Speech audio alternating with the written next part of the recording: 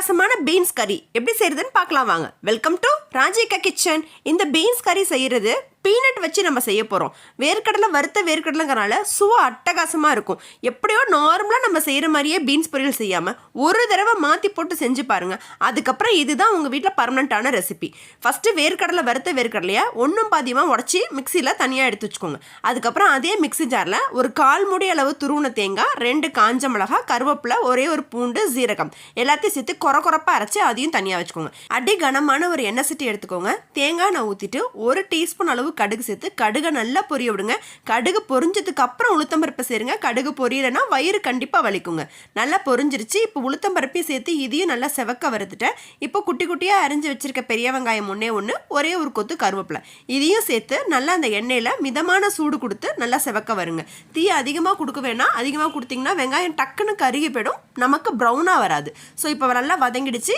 Beans French பீன்ஸ்னு சொல்லுவாங்க, இல்லைன்னா நீங்கள் நார்மல் பீன்ஸ் தான் இருக்குன்னா அதுவும் கூட ட்ரை பண்ணலாம். இப்போ பீன்ஸை போட்டு எண்ணெயில் லேசாக வதக்கிட்டீங்க அப்படின்னா அந்த கலர் சேஞ்ச் ஆகாமல் இருக்கும். இது ஒரு பெஸ்ட் டிப்ஸுங்க, நோட் பண்ணிக்கோங்க.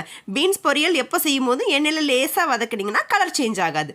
இப்போ நல்லா வதங்கிடுச்சு. இப்போ இது கூடவே தேவையான அளவு உப்பு சேர்த்துக்கோங்க. இந்த ஸ்டேஜில் உப்பு சேர்த்துட்டீங்க அப்படின்னா நல்லா உங்களுக்கு பீன்ஸு உப்பு அப்சர்வ் பண்ணிடும். 1/4 டம்ளர் அளவுக்கு நான் தண்ணி சேர்த்து இப்போ சிம்மில் போட்டு மூடி போட்டு ஒரு 10 நிமிஷம் விட்டுட்டேன். தண்ணி நல்லா சுண்டி வந்ததுக்கப்புறம் நம்ம ஏற்கனவே பொடிச்சு வச்சிருக்க தேங்காய் பவுடர் அதை சேர்த்து லேசாக வதக்குங்க. கொஞ்சம் நஞ்சம் தண்ணி இருந்தாலும் இப்போ தேங்காய் நல்லா அப்சர்வ் பண்ணிட்டோம். ரொம்ப நேரம் தேங்காய் போட்டதுக்கப்புறம் வதக்க வேணாம். தேங்காய் நல்லா கொஞ்சம் பச்சை டேஸ்ட்டோடு இருக்கும்போது இன்னும் டேஸ்ட் அட்டகாசமாக இருக்கும்.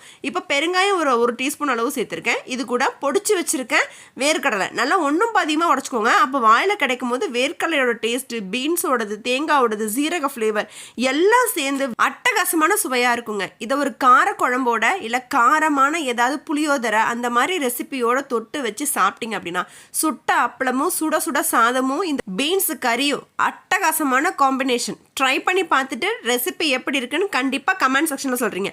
மிஸ் பண்ணாதீங்க. மிஸ் பண்ணால் நான் பொறுப்பு இல்லை. நிறைய இன்ஸ்டன்ட் சட்னிஸ் தினம் ஒரு குறிப்பு சொல்லிட்டு இருக்கோம். எல்லாத்தையும் தெரிஞ்சுக்கிறதுக்கு நம்ம சேனலை சப்ஸ்கிரைப் பண்ணுங்கள். அடுத்த ரெசிபியில் பார்க்குறேன். அது வரைக்கும் டடா.